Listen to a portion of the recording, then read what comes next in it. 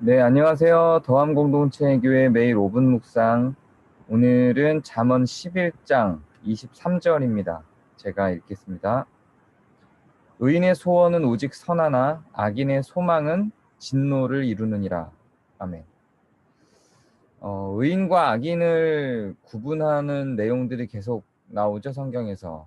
특히 잠언에서. 그런데 사실 우리가 살면서 의인과 악인을 구분할 수 있는 어떤 명철, 잠언 기준의 용어로서 명철은 가지고 있지 않습니다. 특히 타자에 대한 의와 악에 대한 구분은 할 수가 없죠.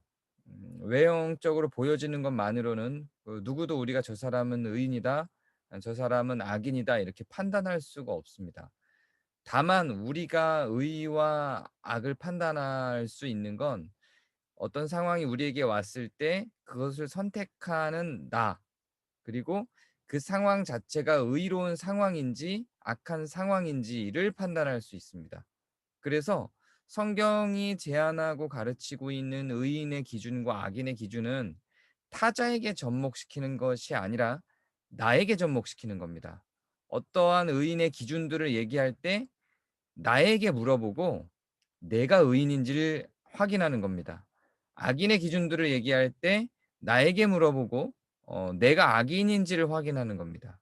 그리고 늘상 의인인 사람도 없고요. 늘상 악인인 사람도 없죠. 그렇게 의인과 악인을 성경이 구분해서 이야기를 해주는 것은 우리가 우리의 삶을 걸어나가게 하기 위함이지 다른 사람을 판단하고 비판하게 만들기 위함이 아닙니다. 오늘 우리의 말씀도 한번 살펴보면요.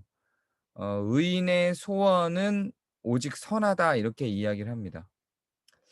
아 소원을 기준으로 놓고 생각을 해볼 때 소원이라고 하는 단어가 주는 뉘앙스가 사실 어 우리의 소원을 좀 평생에 걸쳐 있는 어떤 소원으로 인식하게 만드는 경향이 있어서 좀 다른 것 같아요.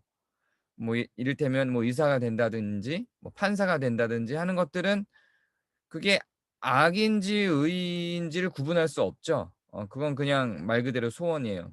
좀 더 정확한 표현은 저는 욕망인 것 같아요. "의인의 욕망은 선하다." 요 정도 표현.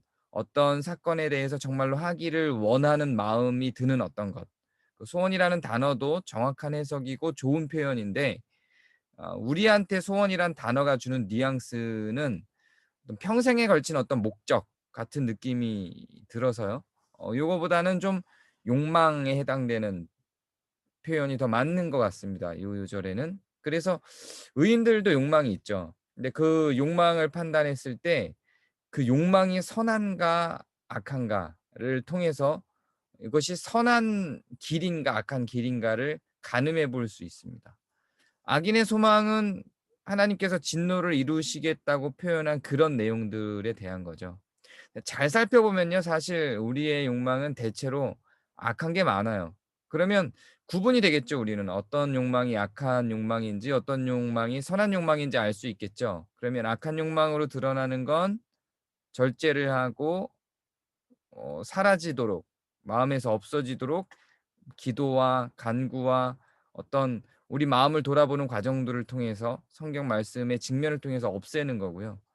의로운 마음이 들게 하는 그런 욕망들은 오히려 실천하고 찾아가고 추구하고 시간을 들이고 에너지를 들이고 힘을 들이는 거죠. 그렇게 가는 게 의인의 길로 가게 되는 것입니다.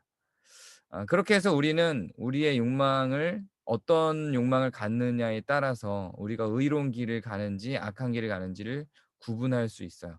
남들에게 어떤 모양으로 잘 보이는 형태로 지금 당장의 모습으로 표현되거나 확인 가능한 것은 아닙니다.